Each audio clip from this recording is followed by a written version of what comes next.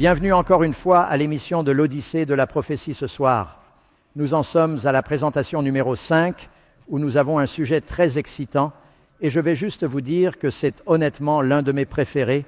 Vous comprendrez au fur et à mesure que nous parlons de le destin des perdus. Maître Doug, pourquoi le destin des perdus serait-il l'un de vos sujets préférés? Eh bien, vous verrez que nous savons que des gens du monde entier nous écoutent, et j'espère que je parle assez clairement et lentement pour que ces 15 langues différentes soient traduites au fur et à mesure que je parle. C'est juste une merveille. Vous revenez en arrière et vous cliquez sur le site web et je n'étudie pas vraiment pour les messages. Je m'écoute parler en arabe. C'est tellement cool. Et nous sommes très heureux que vous soyez à l'écoute de nos amis qui écoutent sur 3ABN et Hope Channel International et d'autres. Nous sommes très heureux d'être de retour à New York, où j'ai grandi et où j'ai fait la plus grande partie de mes études. Dans un sens, c'est comme si je rentrais à la maison. Ce soir, mes amis, nous allons traiter d'un sujet difficile et je pense qu'en même temps, vous verrez qu'il est encourageant et qu'il traite d'un grand malentendu sur le christianisme et sur l'un des enseignements fondamentaux de la Bible. Du début de la Bible jusqu'à la fin de la Bible, il est question de deux destinations, deux destins. Le sauvé et le perdu, nous avons parlé du Christ et du diable, le bien et le mal, la lumière et les ténèbres. Jésus a dit que si vous n'êtes pas avec moi, vous êtes contre moi. Il y a deux routes, il y a deux destins. Tu veux faire partie de l'équipe gagnante? J'ai raison? Non, je ne veux pas que vous vous concentriez sur l'équipe perdante, mais nous devons comprendre, parce que ne pas comprendre cela affecte ce que vous croyez. À propos de la récompense et du récompensé, c'est pourquoi ce sujet est si important dans notre étude de ce soir. Vous savez, j'aime toujours commencer par un fait étonnant. Il y a quelques années, Karen et moi étions des amis du comité des faits étonnants. Nous sommes allés en Italie et nous avons visité la ville de Pompéi. J'avais 16 ans. Je vivais sur un voilier en Méditerranée. Et ils ont fait beaucoup plus de fouilles depuis. Vous avez probablement entendu l'histoire des villes de Pompéi et d'Hercule qui se trouvent au pied du mont Vésuve, un énorme volcan en arrière-plan. Dès 62, ils ont commencé à remarquer que le sol grondait de temps en temps et qu'il y avait des tremblements de terre. Il semblait avoir des signes d'une activité croissante et d'un gonflement de la montagne. Pendant les 17 années qui suivirent, les signes continuèrent à se multiplier. Mais les habitants de ces villes ne semblaient pas s'en inquiéter outre mesure. Pompéi et la Pompéi herculéenne en particulier, elles étaient un peu comme les Las Vegas de l'Empire romain. En fait, beaucoup de soldats s'y rendaient après avoir purgé leur peine. C'était une sorte de récompense. Et donc, pendant ces 17 années de temps, les tremblements de terre du volcan ont augmenté. Certaines des sources se sont taries. Ils savaient qu'il y avait beaucoup d'activités sismiques, mais la vie continuait jour après jour. Les gens étaient juste absorbés dans leur plaisir, dans l'hédonisme, dans la poursuite du plaisir, et puis tout a explosé. En 79 après Jésus-Christ, il y a eu une éruption massive qui a enseveli les deux villes sous la cendre et la pierre ponce. Et certains qui n'ont pas été tués tout de suite ont été tués par le nuage pyroclastique de gaz surchauffé qui a dévalé la montagne comme un tsunami, et ils ont été brûlés vifs la première fois qu'ils l'ont inhalé. Bien des années plus tard, vers 1748, 1600 plus tard, ils ont fait des fouilles et ont commencé à trouver des ruines enfouies sous toutes ces cendres. Et ils ont remarqué qu'il tombait toujours sur ces cavités dans la cendre. Et quelqu'un a dit, vous savez, il y avait probablement quelque chose là. Et donc, ils ont versé le plâtre de Paris dans ces cavités. Et ils ont trouvé la vérité macabre que c'étaient les espaces creusés où les gens avaient été. Leur corps s'était décomposé autre que les os. Et ils ont pu voir les gens tout autour de la ville. Des milliers étaient morts. dans les mêmes positions et leur mort finale se tordait que le désastre les a surpris. Cela nous fait penser à une autre destruction terrible dont parle la Bible. Juste une petite note d'accompagnement à laquelle vous voudrez peut-être réfléchir. Jérusalem avait été détruite par les armées de Titus en 70 ans avant Jésus-Christ. J'ai entendu un historien dire qu'hypothétiquement, sur la base de l'époque à laquelle il servait, de nombreux soldats impliqués dans la destruction de Jérusalem auraient pu être en vacances à Pompéi lorsque la ville a été détruite. Eh bien, la Bible compare cela à la destruction des méchants. Vous savez, ce qui est intéressant, c'est que pratiquement toutes les religions du monde croient qu'il y a une sorte de récompense, même celles qui croient en la réincarnation. Pensez que si vous vivez mal, vous allez revenir sous une autre forme, un crocodile ou qui sait, mais vous vivez bien, il y a une récompense. Et presque toutes les religions comprennent qu'il y a des conséquences à la façon dont vous choisissez de vivre votre vie. Mais où allons-nous chercher nos réponses? En interrogeant les gens dans la rue ou en se fiant à la parole de Dieu? Nous allons découvrir ce que dit la Bible à ce sujet. Il y a beaucoup de malentendus sur le sujet de l'aide.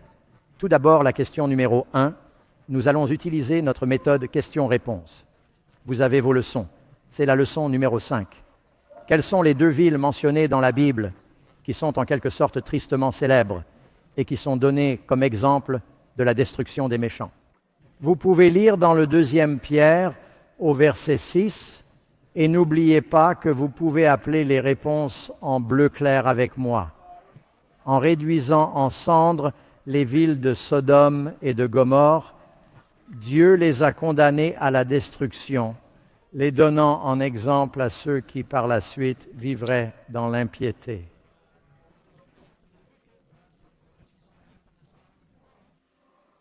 Et elles ont été brûlées. Et vous pouvez lire ici dans Jude, un verset 7. Sodome et Gomorrhe sont présentés comme un exemple subissant la vengeance de feu éternel, fin éternel, signifiant que les résultats du feu sont éternels. Vous regardez juste une carte Google Earth ici qui montre une zone où les archéologues croient approximativement que Sodome était maintenant. Au cas où vous ne le sauriez pas, la Bible décrit cela si vous allez à la Genèse, chapitre 19. Elle nous dit que Lot et Abraham étaient apparentés. Lot était le neveu d'Abraham et ils avaient tellement de bétail que les bergers se battaient et qu'ils devaient se séparer pour maintenir la paix dans la famille. Et Lot a jeté les yeux sur Sodome parce qu'elle était arrosée comme le jardin de Dieu. C'était comme le jardin d'Éden. C'était luxuriant, c'était tropical. Il y avait une abondance de végétation pour les animaux et il s'est dit, tu sais, je pense que mes troupeaux vont vraiment grandir là-bas et que les choses vont vraiment prospérer. Et sa femme a dit, tu sais, ils ont de très bons centres commerciaux à Sodome. Mais la Bible continue en disant que ce n'était pas une sage décision parce que les hommes de Sodome étaient de grands pécheurs devant le Seigneur. Certaines personnes sont choquées de découvrir que la Bible dit qu'avant que Dieu ne punisse Sodome et Gomorrhe, Dieu a sauvé Sodome et Gomorrhe. Saviez-vous qu'avant le grand jour de leur jugement, 5 rois du Nord, dirigés par l'Assyrien Shethel-Hayomer, ont été tués? 5 rois du Nord, dirigés par un Assyrien nommé Shethel-Hayomer, ont formé une confédération. Ils sont descendus et ont attaqué les rois de Sodome et de Gomorrhe et 4 autres villes de la plaine. Ils les ont conquises et les ont emmenées en captivité jusqu'au bout. Et Lot et sa famille ont été emportés dans la destruction. C'était un jugement pour attirer leur attention et les amener à la repentance, car Dieu veut que tout le monde soit sauvé. Abraham et d'autres grands chers se rassemblèrent et allèrent les délivrer. Ils sont allés les délivrer. Ils ont pris leurs soldats. Vous savez, Abraham avait une armée de 300 hommes, plus de 300. Et ils les ont délivrés. Ils ont conquis ces autres rois et ils ont sauvé tous les gens. De Sodome et Gomorrhe, ils avaient été sauvés. Et Dieu espérait qu'ils changeraient leurs habitudes. Mais ils ne l'ont pas fait. Ils sont retournés à leurs anciennes habitudes et ont empiré. Et les choses ont tellement empiré que même lorsque Dieu a envoyé des anges pour sauver Lot et sa famille de Sodome, les habitants de la ville ont voulu abuser des anges. Et finalement, Dieu a dit, « Fuyez de peur d'être consumés. Fuyez la colère à venir. » Et il a dit, « Ne regardez pas en arrière. » Et les anges ont pris Lot, ses filles, sa femme et Bi par la main. Par la main, et ont dû les sortir de la ville. Abraham pouvait regarder des montagnes d'Hébron vers la plaine de Sodome. C'est d'ailleurs l'endroit le plus bas de la planète. Le saviez-vous? La vallée du Jourdain se trouve à 300 mètres sous le niveau de la mer. Et il est dit que la fumée de l'endroit s'élevait comme une fournaise. Karen et moi, vous l'avez probablement appris aux nouvelles il y a quelques semaines. Il y a eu un incendie près d'Orville, en Californie, et Karen et moi descendions la route. Nous pouvions le voir de loin et cela ressemblait à une explosion nucléaire. Ce feu de camp était si grand, un gros champignon atomique. Et Dieu a détruit ces villes de la plaine par le feu devant le Seigneur. Et la Bible nous dit que Dieu va finalement créer de nouveaux cieux et une nouvelle terre. Mais je veux vous montrer quelque chose, je vais faire venir Karen, je veux quelque chose d'un peu unique que je veux démontrer. Les gens pensent que vous avez l'histoire de Sodome et Gomorrhe et que c'est juste un mythe ou une fable, un mythe ou un conte de fées pour essayer de donner une leçon. Nous étions à Mesodo, il y a peut-être 3 ans, dans la vallée du Jourdain et dans la zone où Sodome et Gomorrhe sont censés se trouver. Les collines sont pleines de cendres et dans les cendres, il y a ces boules de soufre qui sont incrustées. C'est le seul endroit au monde que l'on connaisse où l'on peut trouver cela. Les montagnes sont incrustées de ces boules de soufre. Oui, je vais échanger ça avec vous. Ed. Je l'ai. Oui, maintenant Voyons voir. Je vais aller par là. Peut-être qu'on va mettre ça sur la caméra. Tu me feras savoir si tu arrives à faire la mise au point. Oh, regarde ça. Il a déjà décollé. Je l'ai juste touché une seconde avec un briquet. Je ne sais pas si vous pouvez voir ce bouillonnement. Et la fumée. Ce sont des boules de soufre qui sont incrustées dans vous. Voyez la fumée? Je l'ai juste touché une seconde. Il s'est détaché tout de suite. Vous ne voulez pas être dans le soufre et le soufre. Je vous laisse éteindre ça avant que les pompiers n'arrivent. Ne le mets pas au téléphone. La raison pour laquelle je passe par là, c'est pour vous dire que ce n'est pas un mythe. C'est vraiment arrivé. Il s'agit d'une véritable destruction. Il y a des conséquences au péché selon la Bible. Pouvez-vous dire Amen? Question numéro 2. Les personnes au premier rang sentent probablement des œufs pourris en ce moment. Quand les méchants seront-ils détruits dans le feu de l'enfer? Réponse. Il est dit que le Seigneur sait comment délivrer les pieux de la tentation et comment réserver les injustes pour le jour du jugement. Quand nous parlons du feu de l'enfer, il y a 2 extrêmes. Un groupe va dire que Dieu n'existe pas vraiment, qu'il est juste là pour faire peur.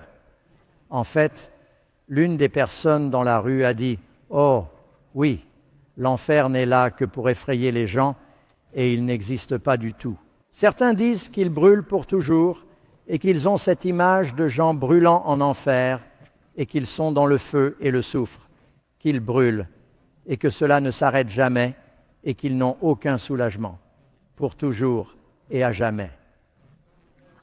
Je ne sais pas, mes amis, si vous pouvez comprendre ce que cela signifie.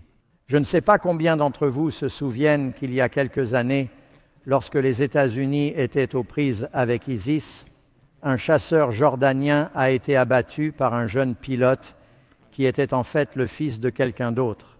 Je crois que c'était un militaire. Il pensait participer à la négociation d'un échange de prisonniers, mais en réalité, ils l'ont fait sortir.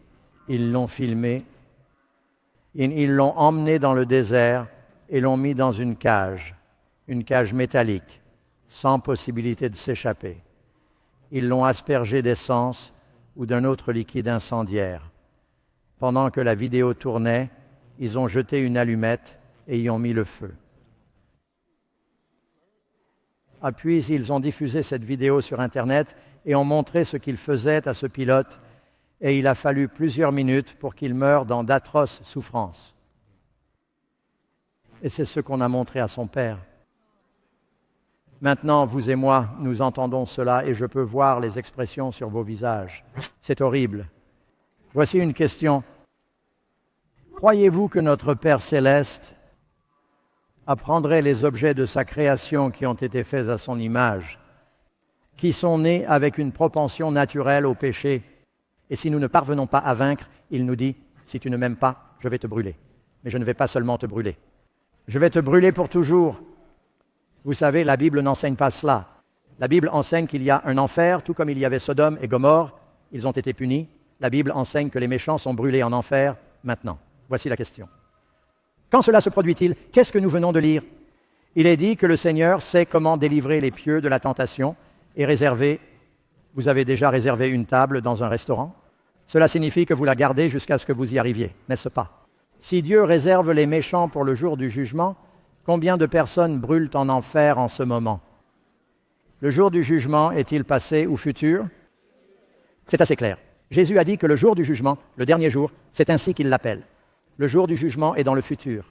Les gens ne brûlent pas en enfer avant le jour du jugement. Et est-ce que tout le monde brûle pour toujours? La Bible ne dit-elle pas qu'il y a différents degrés de récompense? S'il y a différents degrés de récompense, comment serait-il juste qu'un adolescent que vous connaissez se conduise mal, mène une mauvaise vie et meure perdu, et qu'il brûle aussi longtemps que Staline et Hitler? Cela ne me semble pas très juste. Je veux juste remuer vos esprits purs et vous faire réfléchir, et nous allons vous donner les Écritures pour tout ce que nous disons. Je sais qu'il y a quelques versets difficiles. Nous allons répondre à tous. Nous n'avons peur d'aucune Écriture. Amen. Quand seront-ils jugés? La parole que j'ai prononcée les jugera quand? Le dernier jour, parlons du jour du Seigneur, le jour du jugement. Et encore une fois, Matthieu dit que Jésus raconte une parabole dans Matthieu 13, parlant de la séparation de l'ivraie et de l'ivraie, et il dit à la fin du monde, « Les anges iront ramasser l'ivraie et l'ivraie en botte et les brûler. Quand cela se produit-il? À la fin de ce monde, le Fils de l'homme enverra ses anges, ils rassembleront ceux qui pratiquent l'iniquité et les jetteront dans une fournaise de feu. » L'enseignement de Jésus montre-t-il clairement qu'il y a un châtiment? Qu'en pensez-vous? Oui. L'enseignement de Jésus indique-t-il clairement qu'il y aura du feu? Oui, absolument. Numéro 3. Si les méchants qui sont morts ne sont pas encore en enfer, où sont-ils? Sont-ils dans les limbes? Sont-ils au purgatoire? Sont-ils dans un lieu intermédiaire, dans le sein d'Abraham? Certains disent que la Bible dit que Jésus a dit, Jean 5, 28 et 29, « L'heure vient quand il dit qu'il vient. » Cela veut-il dire passé ou futur? L'heure vient où tous ceux qui sont, où sont-ils? Dans les tombeaux, entendront sa voix et sortiront ceux qui ont fait le mal pour la résurrection de condamnation. Savez-vous que la Bible enseigne qu'il y a 2 résurrections? La Bible nous dit qu'il y a une résurrection des justes. Les morts en Christ ressuscitent en premier, c'est tout. Si vous avez une première résurrection, qu'est-ce que cela signifie? Quelque part, il y a une quoi? Une deuxième. Premier est un mot séquentiel. Cela n'a pas de sens de dire premier s'il n'y a rien d'autre. On dit qu'il y a une première résurrection et les autres morts ne reviendront pas à la vie avant que les 1000 ans soient accomplis. C'est le chapitre 20 de l'Apocalypse. Si les morts en Christ sont les premiers, qui sont les autres morts? Ceux qui ont perdu le Christ. Jésus a dit qu'ils sont dans leur tombe. C'est très important parce qu'il y a des gens qui croient qu'ils ont des êtres chers qui sont morts, perdus. Ils croient qu'ils sont en ce moment même en train de brûler dans vous, savez. Les gens croient que la colline a une chambre de torture quelque part et que leurs gens sont en train de brûler. Je me souviens d'avoir fait la queue dans un supermarché et d'avoir vu l'un de ces magazines à scandale. Il faut savoir rire parfois. Et ça disait, « Les foreurs de puits en Sibérie vont trop profond, des démons s'échappent. » Et ils disent qu'ils ont foré dans l'enfer. Et les démons s'échappent. Et je suppose qu'il y a des gens qui croient de ça. Mais ce n'est pas ce qu'enseigne la Bible. Ils sont dans leur tombe, encore un autre verset pour vous. Job 21, versets 30 et 32. Les méchants sont réservés pour le jour du malheur. Il sera amené à la houe. Le tombeau et une veillée sur le tombeau. Il est dit qu'ils sont dans leur tombeau. Ils sont dans le tombeau. Ils sont amenés à leur tombeau. Ils attendent le jour du jugement, vous savez. Je crois qu'il y a des gens qui ont été poussés jusqu'à la folie en pensant que quelqu'un qu'ils aimaient est mort et qu'ils sont. Alors qu'ils marchent sur la terre, ces gens se tordent et crient et hurlent dans les flammes. Il y a des années, j'écoutais une station de radio chrétienne. Et les gens appelaient pour poser des questions sur la Bible. Oh, je veux dire que la station avait de la bonne musique et ils lisaient à la Bible les bonnes choses. Mais quand ce type est arrivé et a commencé à répondre aux questions, j'ai eu de vrais problèmes avec lui. Et je me souviens d'avoir entendu une fois une mère appeler et on pouvait voir à sa voix fêlée qu'elle était manifestement très affligée. Elle a dit « Mon fils est mort il y a quelques jours dans un accident de voiture. Il n'a jamais fait profession de croire en Dieu. Il menait une vie impie et je voudrais savoir s'il brûle en enfer en ce moment. » Il a d'abord essayé d'éluder la question. Elle a dit non, non. Je vous dis simplement que s'il y a la moindre preuve qu'une personne était perdue, il a maudit Dieu et vécu une vie impie. Il s'est heurté à un arbre et est mort instantanément. Il brûle en enfer. Et finalement, après avoir essayé d'esquiver une réponse directe, il a dit que, d'après la Bible, s'il est mort sans le Christ, il est en enfer. Dans les flammes de l'enfer. Et combien de temps y restera-t-il? Et pour toujours. Avez-vous déjà pensé à la durée de l'éternité? Combien de temps cela dure-t-il? Cela signifie que si une personne meurt et qu'elle brûle en enfer, tu peux te brûler pendant 1 minute. Si une personne meurt et qu'elle brûle en enfer, cela signifie que dans 1 million d'années, vous essayez de nager jusqu'à la surface et d'appeler à l'aide, et Dieu vous dit que vous n'avez toujours pas commencé. On n'atteint jamais le début. Vous ne cessez jamais de ressentir l'agonie, la misère et la douleur intense et brûlante, pour toujours et à jamais pour les péchés d'une vie. Combien de temps dure une vie de 90 ans? Par rapport à l'éternité, c'est inexistant. Brûler une personne pour l'éternité, pour cette vie minuscule.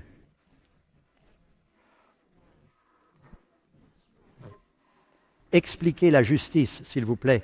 Et quand vous avez demandé à des pasteurs, nous ne comprenons pas à quel point le péché est grave et il est Dieu et c'est la punition. Maintenant, laissez-moi vous faire réfléchir à quelque chose, mes amis, soyez honnêtes. Combien d'entre vous admettraient qu'en tant qu'humains, tous, pêchent et ne parviennent pas à la gloire de Dieu? La Bible dit que nous avons tous péché.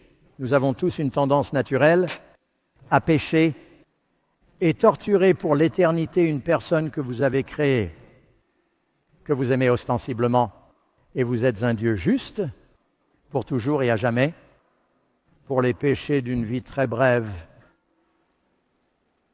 Cela a-t-il un sens? Ce n'est pas biblique. Je vais vous montrer un extrait de la Bible. Amen. Tout d'abord, personne n'a encore brûlé le numéro 4. Quels sont les 2 seuls choix possibles pour tout le monde? C'est pourquoi il s'agit d'un sujet important. La Bible dit que Jésus a dit « Car Dieu a tant aimé le monde, il a donné son Fils unique, afin que quiconque croit en lui ne fasse pas quoi? Perdre, mais avoir la vie éternelle. » Quels sont les 2 choix? La vie ou périr. Périr signifie que l'on cesse d'exister. Lorsque vous allez au marché et que vous achetez des choses périssables, cela signifie qu'il vaut mieux les mettre au réfrigérateur ou les manger rapidement. Parce qu'elles vont périr, elles ne durent pas. Qu'est-ce que Dieu a dit à Adam et Ève? Si vous mangez le fruit défendu, vous mourrez certainement. Il y a 2 choix, mes amis. Vous avez la vie ou la mort est l'absence de vie. Dieu n'a pas dit « vous avez la vie éternelle au ciel » ou la vie éternelle en train de brûler. N'est-ce pas? Moïse, avant de mourir, il s'est tenu devant les enfants d'Israël. Il a dit « Je vous propose aujourd'hui 2 options, la vie, le bien, la bénédiction, la mort, le mal, la malédiction, choisissez la vie. » Tout le monde peut choisir la vie, mais le diable, qui se souvient de ce que nous avons appris sur le diable? Il veut dénaturer Dieu. Vous savez pourquoi ce sujet est important pour moi? Je n'ai pas le temps de faire mon témoignage, mais j'ai fréquenté 14 écoles avant la 9e année. 14 écoles différentes. Certaines parce que mes parents ont déménagé, d'autres parce que j'étais un fauteur de troubles, et je sais que vous avez du mal à le croire. Mais j'ai eu quelques problèmes. J'ai fréquenté des écoles juives. J'ai fréquenté 2 écoles militaires différentes. Je suis allé à l'école publique. Je suis allé dans 2 écoles catholiques. Et comme tout le monde, j'ai entendu « si tu es un bon garçon et que tu crois en Jésus, tu vas au paradis ». J'étais vraiment confus parce que ma mère était juive, mais mon père avait été élevé dans la foi baptiste. Ils m'ont envoyé dans une école catholique. alors tu vas comprendre. Et quand je suis allé à l'Académie militaire de New York, chaque semaine, il faut aller à un office. On peut choisir entre l'office protestant, l'office catholique ou l'office juif. Et je me suis dit que je n'arrêtais pas de les mélanger. Mais ils ont tous dit la même chose. Vous êtes bon, tu vas au paradis, mais si tu es mauvais, tu vas en enfer. J'ai dit que j'avais besoin d'en savoir plus parce que je pensais que c'était là que j'allais aller. Et j'ai dit, eh bien, tu vas aller en enfer, c'est un feu, tu sais, et tu seras en bas et tu vas brûler. Combien de temps? Pour toujours. Qu'est-ce que tu crois que ça a fait à mon image de Dieu? J'ai pris cette décision très tôt dans ma vie. Je me suis dit que non seulement je ne voulais pas y croire, mais que je ne pouvais pas me permettre d'y croire. Parce que si Dieu existe, c'est l'être le plus méchant du cosmos. Je suis ici, vous savez, juste un petit enfant minable, et je ne peux pas empêcher mon mauvais comportement, et il m'a fait, personne ne m'a demandé de voter pour être fait ou non, et il m'a fait, et il dit, si tu ne peux pas être bon, et j'ai trouvé cela très difficile. Je vais donc te brûler pour toujours. Je n'ai jamais pu aimer Dieu. Je pensais que s'il y avait un Dieu, je le détestais. Mais quand j'ai appris la vérité biblique sur ce sujet, cela m'a libéré et j'ai pu enfin aimer Dieu. C'est pourquoi c'est important pour moi. Tu as deux options, la vie ou la mort. Romains chapitre 6, 23. Le salaire du péché, c'est quoi? La vie éternelle dans les flammes. Ce n'est pas ce que Paul a dit. Le salaire, la pénalité, la récompense pour le péché, c'est la mort, l'absence de vie. Quel a été le premier mensonge? Celui qui a été prononcé. Dieu a dit à Ève que si tu mangeais le fruit défendu, tu mourrais. Il n'a pas seulement dit tu mourras, il a dit tu mourras sûrement. Cela veut dire, comme la méchante sorcière, morte, morte, très morte. Le serpent a dit à la femme, tu ne mourras pas, tu vivras pour toujours au paradis ou tu vivras pour toujours en enfer. Avec moi, et c'est moi qui commande, la Bible ne dit pas cela. Premier mensonge. Puis le serpent dit à la femme, tu ne mourras pas. Il a menti. Qu'arrivera-t-il aux méchants dans le feu de l'enfer? Réponse, Psaume 37. Découvrons-le. Quelle est la récompense des méchants selon la Bible? Ne vous inquiétez pas, nous allons finir de parler de la récompense des justes. Je veux terminer sur une bonne note. Crie un peu, et le méchant ne sera plus. Est-ce que cela dit qu'il sera dans une chambre de torture quelque part, ou qu'il ne sera plus? Ni moi plus rien signifie que tu cesseras d'exister. Les méchants disparaîtront quoi? Disparaîtront en fumée, ils s'éloigneront, diffuseront, disparaîtront. Encore une fois, vous lisez dans Malachie, chapitre 4, versets 1 et 3, le jour vient brûlant comme un four et tout ce combien. Comme un four et tout ce combien. Tous ceux qui font le mal seront du chaume. Il s'agit de ce que les Juifs faisaient aux champs après la récolte. Ils le font encore en Californie, les rizières autour de nous, à Sacramento. Ils y mettent le feu et ils ne brûlent pas seulement le chaume sur le dessus, mais il dit que ce n'est pas seulement le chaume, il va brûler la racine dans la branche. Si vous brûlez la racine d'un arbre, il ne reviendra pas. Dit qu'il les brûlera quand quelque chose aura brûlé ce qui reste. Rien, tu piétineras les méchants, car ils seront comme de la cendre sous la plante de tes pieds. Ne dis pas qu'ils sont. Brûlant encore, vous n'allez pas vous promener partout. Oh, c'est chaud. Comme si tu étais un marcheur de feu fygien. Ils sont partis. Ils ont brûlé. Et il va créer de nouveaux cieux et une nouvelle terre sur cette terre. Numéro 6, où le feu de l'enfer sera-t-il situé? Cela surprend les gens. On enseigne à beaucoup de gens à croire. Maintenant, je devrais m'arrêter ici. Et vous comprendrez pourquoi il y a 4 mots dans la Bible qui sont traduits par enfer. Le mot le plus commun dans l'Ancien Testament est le mot Sheol. Sheol, qui signifie simplement la tombe. C'est un mot hébreu qui signifie la tombe. Et les gens pensent que l'enfer est la caverne volcanique brûlante quelque part en bas, parce qu'il est dit en bas dans le Sheol, parce que les Juifs enterraient leurs morts là où certains païens incinéraient leurs morts, certains même au-dessus du sol, mais les Juifs les enterraient. C'est pourquoi ils disaient toujours au fond du séjour des morts. Ensuite, il y a le mot Hades, qui vient de la mythologie grecque. Hadès était un lieu gouverné par le dieu Pluton, qui était responsable des chiens de l'enfer. Et beaucoup de nos mythes sur le diable viennent de ce concept de Pluton. Vous avez le mot Tartare. Tartare signifie simplement un lieu de ténèbres. Il n'est utilisé qu'une seule fois dans la Bible. Et ensuite, il y a le mot Gehinna, maintenant. C'est un mot qui a troublé les gens parce qu'à l'extérieur de Jérusalem, il y a un endroit appelé la vallée de la mort. Il y a ce qu'on appelle la vallée de Hinnom. C'est aussi Gehinna, le même mot, le même endroit. C'était la décharge de la ville. C'était une vallée très escarpée et rocailleuse, pas un bon endroit pour construire. Elle n'était pas loin des portes de la ville. Les gens sortaient les déchets de la ville et les jetaient dans la vallée de Hinnom. L'une des raisons pour lesquelles la vallée de Hinnom était le dépotoir de la ville, c'est que certains des premiers rois d'Israël s'étaient détournés de Dieu et avaient érigé des idoles païennes à cet endroit, en faisant un lieu saint pour les idoles et les dieux païens. Et les rois pieux sont arrivés. Ils ont dit que nous allions le profaner et en faire un dépotoir. N'oubliez pas que Nabuchodonosor a dit que quiconque n'adore pas le Dieu de Daniel, sa maison sera démolie et transformée en décharge. C'était l'une des choses qu'il faisait pour profaner un endroit. Et c'est ainsi qu'elle était pleine de vers, parce que vous savez, ils y jetaient les animaux morts qui étaient impurs, et ils avaient des paniers qui fumaient, ils les brûlaient pour garder les gaz bas. Et c'est ainsi que Jésus a dit qu'il vaut mieux se couper la main ou s'arracher un œil et aller au ciel mutilé, que d'avoir son œil, sa main et son pied, et d'aller à la géhenne où le ver ne meurt pas et où le feu ne s'éteint pas. Ce que Jésus disait, c'est que tu es meilleur et que tout le monde comprend ce qu'est l'hyperbole, la métaphore. Quelqu'un ici croit-il que nous irons au ciel sans un œil, un pied ou une main?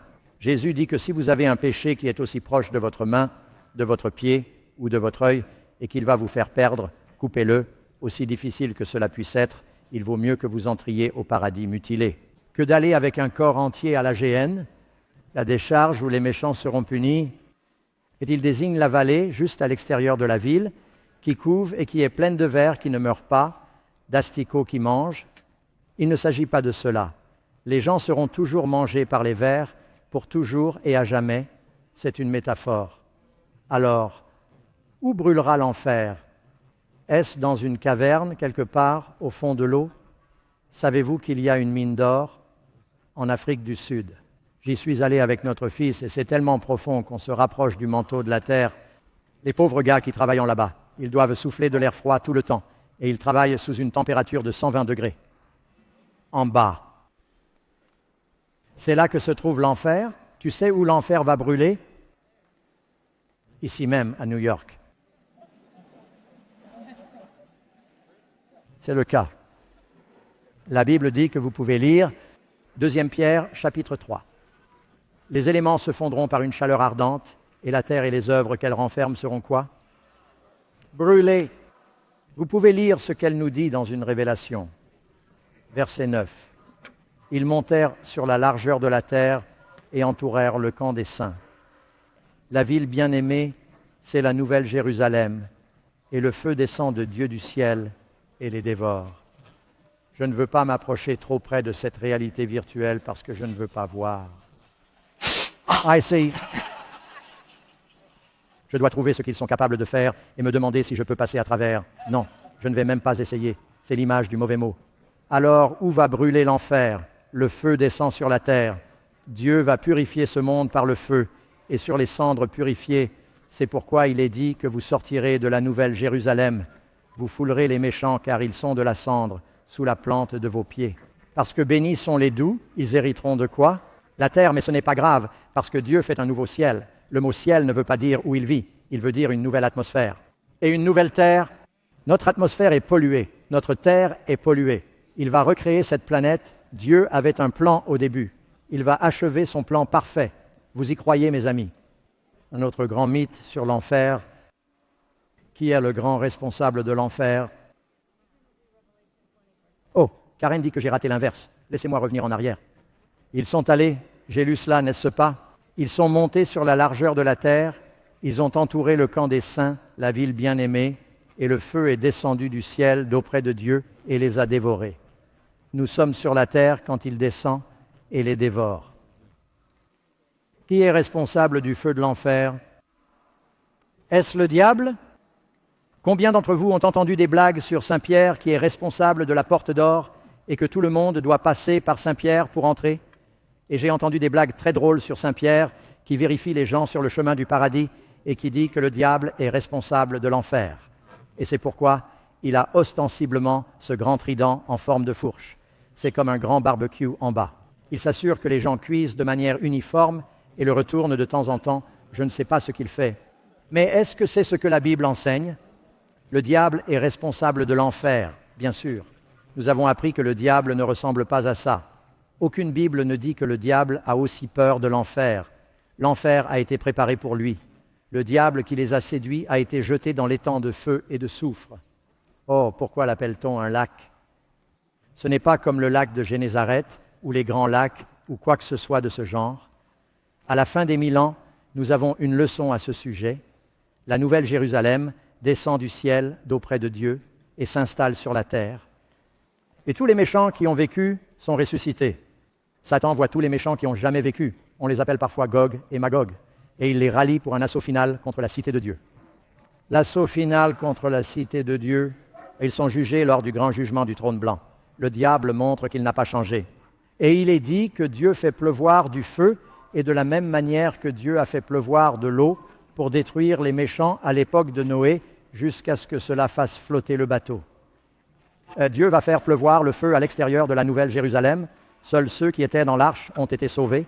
Seuls ceux qui étaient dans la ville ont été sauvés. Et cela va former un lac. Ne vous inquiétez pas, les murs sont grands et tu seras protégé. Parce que Jésus est Noé et qu'il a construit la ville. Il est notre Noé, pour ainsi dire. Et tous ceux qui sont à l'extérieur sont détruits. Il va se former un lac. Et ce lac, tout comme l'ancien déluge, a purifié le monde. Ce feu va purifier la planète. Et alors, Dieu créera de nouveaux cieux et une nouvelle terre. Satan n'est pas en charge de l'enfer. Il en a peur. Il est descendu avec une grande colère parce qu'il sait que son temps est compté. Vous lisez dans le livre de Pierre 2 et de Jude. Les démons sont gardés dans des chaînes éternelles de ténèbres. Quand Jésus chassait les démons parlaient et disaient « Nous savons qui tu es, Jésus, fils de Dieu. Es-tu venu nous tourmenter avant le temps ?» Savent-ils ce qui va se passer? Oui, ils ne sont pas responsables, ils en ont peur. C'est pourquoi tu ne veux pas suivre les mauvais anges ou tu partages leur récompense. Tu veux partir? À la fin, Jésus séparera les brebis des boucs. Il dira aux boucs, « Retirez-vous, maudits, dans le feu éternel préparé pour le diable et ses anges. » Et il dira aux démons, « Ils recevront la récompense qui a été préparée pour le diable. » Et à ceux qui aiment leurs frères et aiment le Seigneur, il dira, « Bien fait bon et fidèle serviteur, entrez dans la joie du Seigneur, il y a 2 choix, mes amis. » Et Dieu vous veut dans son royaume. C'est pour cela que tu es ici, quelle que soit la raison pour laquelle tu regardes la télévision ou l'Internet, ou tu es ici en personne. Dieu veut que tu entendes la vérité, parce qu'il veut que tu sois sauvé. Jésus peut te sauver. Oui, il le peut. Numéro 8.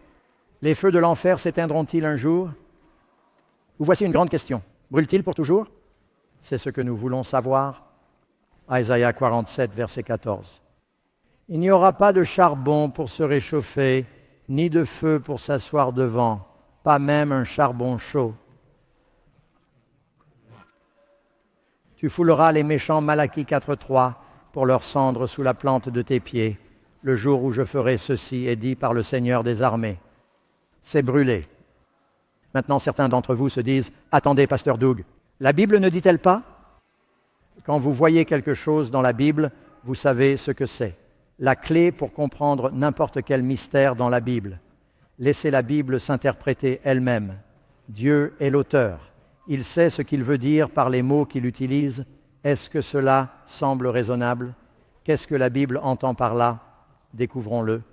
Elle utilise le mot « feu inextinguible » Matthieu 3, verset 12. Jésus dit qu'il nettoiera l'aire de battage et amassera le blé dans le grenier. Mais il brûlera l'ivraie par un feu inextinguible. Signifie un feu inextinguible. Éteindre est un verbe qui signifie éteindre. Personne n'éteindra les feux de l'enfer. Il n'y a pas de pompiers en enfer qui pourrait l'éteindre. Il n'y a rien qui puisse être fait pour l'éteindre. Laissez-moi vous le prouver. Jérémie 27. Je suis désolé. Jérémie 17, verset 27. Voici une prophétie de Jérémie. Vivez avant la captivité babylonienne. Mais si vous ne m'écoutez pas pour creuser le jour du sabbat, comme ne pas porter de fardeau en entrant dans les portes de Jérusalem le jour du sabbat, alors j'allumerai un feu dans ses portes, et il dévorera les palais de Jérusalem, et ils ne seront pas quoi? Éteints. Sais-tu ce qui s'est passé? Ils n'ont pas écouté, ils ne se sont pas repentis. Nabuchodonosor est venu et a détruit la ville. Il a brûlé la ville, les portes ont été brûlées. Aucun pompier ne s'est présenté. C'était un feu inextinguible. Le temple a été brûlé. C'est un feu inextinguible qui l'a détruit. Cela signifie simplement qu'il n'y a pas de problème actif, qu'il n'y a pas de partie active impliquée dans l'extinction du feu. Le travail que fait le feu de l'enfer est éternel. Il ne revient pas. C'est notre prochaine question. L'expression « feu éternel » ne signifie-t-elle pas « sans fin » ? Il faut lire les choses dans leur contexte. Prenons quelques exemples. Sodome et Gomorrhe, Jude 1, verset 7. Qu'est-ce que Dieu entend par feu éternel? Sodome et Gomorrhe et les villes qui les entourent, elles sont données en exemple. Souffrir la vengeance de quel genre de feu? Le feu éternel. Voici une question. Sodome et Gomorrhe brûlent-elles encore aujourd'hui? La ville a-t-elle jamais été reconstruite? Est-ce que le résultat du feu éternel, il n'y a pas eu de pardon, pas de résurrection, pas de reconstruction? On sait ce qui va se passer pour le sort de la perte. Cela signifie que les résultats de ce feu sont éternels. J'ai cette chair en plexiglas qui devrait être assez chaude. Elle va fondre. Je le sais parce que le pasteur Doug a été une fois dans une maison de correction et j'ai voulu m'échapper. Et j'ai pris des allumettes et j'ai pu brûler les charnières en plexiglas pour pouvoir sortir de la maison de correction. Donc le plexiglas brûle, je le sais. Si nous devions jeter cette chair dans un feu de joie et la brûler, nous pourrions dire qu'elle avait été brûlée par le feu éternel, car vous ne la reverrez plus jamais. Vous voyez ce que je veux dire? Dieu dit que les résultats du feu sont éternels. Il insiste sur ce point, parce que maintenant, si tu meurs et que tu es sauvé, ne perds pas espoir. Il y a une résurrection. Mais tu sais ce que Dieu appelle la destruction des méchants? La seconde. Mort, il n'y a pas de résurrection. Numéro 11. Le verset 10 de l'Apocalypse dit que les méchants seront tourmentés pour toujours. C'est probablement le verset le plus difficile à comprendre, car il dit pour toujours Pasteur Doug. Cela ne veut-il pas dire qu'ils seront brûlés pour toujours? Laissons la Bible s'interpréter elle-même. Parfois, Dieu utilise ces termes, comme je l'ai dit en hyperbole. Pouvez-vous trouver d'autres exemples dans la Bible où Dieu utilise le mot pour toujours, alors qu'il voulait dire jusqu'à ce qu'il meure? L'histoire de Jonas. Combien de personnes connaissent Jonas? Combien de temps Jonas est-il resté dans le ventre du poisson? 3 jours et 3 nuits. Nous allons lire cela dans une seconde. Dans le chapitre 2 de Jonas, lorsqu'il prie, que dit-il? La terre avec ses barreaux fermés derrière moi, pour toujours. Si vous avez été avalé par une baleine, c'est arrivé. Il y a environ 6 mois, c'est en fait sur YouTube, vous pouvez voir un gars qui faisait du kayak et une grosse baleine a surgi sans savoir qu'il était là dans le kayak et l'a avalé. Elle l'a recraché. Il allait bien. Il a été secoué. Il suit probablement une thérapie en ce moment, mais c'est arrivé et vous pouvez le voir par vous-même. Jonas n'a pas été avalé par une baleine à fanon, mais peut-être par un rorqual à la bosse ou un cachalot qui mange des calmars, qui sait. Cela aurait pu être n'importe quoi. Mais combien de temps est-il resté là? Vous lisez dans Jonas chapitre 1. Il est dit que Jonas fut dans le ventre du poisson 3 jours et 3 nuits.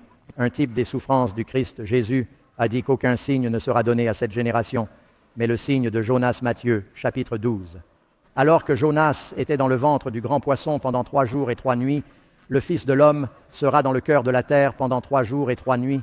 Le cœur de la terre décrit les souffrances du Christ qui ont commencé jeudi soir dans le tombeau. Jésus a commencé à souffrir pour nos péchés après le dernier repas. Jeudi soir, vendredi soir, samedi soir, il est ressuscité le dimanche matin. Amen. Donc Jonas, 3 jours, 3 nuits, il appelle cela l'éternité. Tu sais que Jésus a souffert comme les perdus souffriront. Cela ressemble à une éternité. Peux-tu imaginer être dans un monstre marin dans les ténèbres pendant 3 jours et 3 nuits? Cette baleine a peut-être mangé des méduses au déjeuner et vous vous retrouvez avec tous ces sushis dans l'obscurité. Le pouvez-vous? Cela aurait semblé une éternité. Amen. Combien d'entre vous ont utilisé ce terme? Vous avez dit « Je n'ai pas mangé depuis une éternité. Je n'ai pas mangé depuis une éternité. Je ne les ai pas vus depuis toujours. » Alors, vous regardez le contexte maintenant, quand Dieu nous promet la vie éternelle, nous savons d'après le contexte que c'est sans fin, parce qu'il y a tant d'autres passages. En voici un autre. Anna amène son fils au temple. Elle dit, Si tu me donnes un garçon, je l'amènerai au Seigneur pour qu'il serve devant le Seigneur dans le temple pour l'éternité. A-t-elle tenu sa promesse? Samuel est-il allé au temple? Combien de temps a-t-il servi? Combien de temps a-t-il servi? Jusqu'à la fin de sa vie, jusqu'à sa mort. Les Hébreux avaient une loi qui stipulait que si vous aviez un serviteur, après 7 ans, vous pouviez libérer votre serviteur hébreu, mais si votre serviteur hébreu disait « Vous savez, j'aime vous servir », il passait par un rituel et il était dit qu'il serait ton serviteur pour toujours. Et qu'est-ce que cela signifie jusqu'à sa mort? C'est vrai? Quand on parle de la destruction des méchants dans les temps de feu, la raison pour laquelle on dit jour et nuit, c'est que le diable va probablement brûler jour et nuit. Mais vous savez, même si le diable s'est brûlé, lisez Ézéchiel 28, il est dit que vous ne serez plus jamais pour toujours. Il va le détruire. Tu ne seras plus, c'est ainsi que cela se lit, il a cessé d'exister. Numéro 12. J'ai sauté trop loin. L'âme et le corps sont détruits en enfer, c'est l'un d'entre eux. Il faut que vous entendiez, ces amis. Les gens pensent que oui, pasteur. C'est assez clair, le corps brûle, mais l'âme est tourmentée pour toujours. Qu'a dit Jésus? C'est si clair? Notre âme et notre corps sont tous deux détruits en enfer. Le Christ a dit dans Matthieu, chapitre 10, verset 28, « Ne craignez pas ceux qui tuent le corps, mais qui ne peuvent tuer l'âme. Craignez plutôt celui, c'est-à-dire Dieu, qui est capable de détruire l'âme et le corps en enfer. » Qu'a dit Jésus? L'âme et le corps sont partis. Rappelez-vous, il a dit que si vous péchez, vous mourrez. Croyez en moi. Tu ne péris pas, tu vis. Tu seras puni. Chacun est puni selon ce qu'il mérite. Sais-tu qu'il y a différentes récompenses? Parfois, Jésus a dit, « Grande est votre récompense dans le ciel si vous souffrez, si vous êtes persécutés pour la justice. » Et Jésus, à propos de Judas, il a dit à Pilate qu'il aurait mieux valu pour cet homme qu'il ne soit pas né. Comment aimeriez-vous être Judas au moment du jugement et savoir que vous avez trahi Jésus? Ou d'être Hitler, Pol Pot ou l'un de ces despotes de l'histoire? Il y a différents degrés de récompense. Je ne veux pas seulement aller au paradis. Je veux qu'ils disent que votre récompense est grande. Amen. Certains d'entre vous pensent que je veux juste aller au paradis. Certains d'entre vous pensent qu'il faut être honnête. Jusqu'à quel point puis-je pécher et arriver quand même au paradis? Mauvaise attitude. Vous voulez voir à quelle distance du bord vous pouvez être? Amen. Pour qui le feu de l'enfer est-il allumé? Encore un verset d'Ézéchiel. Il dit que l'âme qui pêche mourra. C'est comme une définition du dictionnaire. Pas seulement le corps, l'âme qui pêche mourra. Pour qui le feu de l'enfer sera-t-il allumé? Partez Matthieu 25, 41. Quittez-moi, maudit, et allez dans le feu éternel préparé pour qui? Le diable, l'enfer n'est pas conçu pour vous. Si vous allez en enfer, c'est parce que vous avez suivi le mauvais chef. Préparez pour le diable et ses anges. Il y a de bons et de mauvais anges qui sont enchaînés pour l'éternité. Numéro 14. Comment la Bible évoque-t-elle la destruction des méchants par Dieu? La Bible nous dit que le Seigneur se mettra en colère afin d'accomplir son œuvre grandiose et de mener à bien son acte inhabituel. Dieu est un Dieu d'amour, de création, de vie, de bénédiction et de bien. Il ne veut pas que quoi que ce soit souffre. Qui ici veut voir souffrir quoi que ce soit? Je vous l'ai dit il y a des années, je vivais dans les montagnes, dans une grotte. Et j'ai été un ermite pendant 1 an et demi. C'est là que j'ai trouvé la Bible. J'ai commencé à la lire. La Bible a changé ma vie. Je ne suis jamais revenu en arrière. J'avais un chat dans ma grotte. Il est apparu un jour dans ces montagnes. Je l'ai appelé un étranger parce que il est arrivé comme ça. Et nous sommes devenus très proches. Et c'était génial la nuit en hiver quand il faisait froid. Après qu'il ait fini de chasser, il venait et poussait contre mon visage la nuit avec sa patte. Et je soulevais mon sac de couchage, et il descendait au fond de mon sac de couchage près de mes pieds, et il ronronnait à mes pieds. Et c'était génial.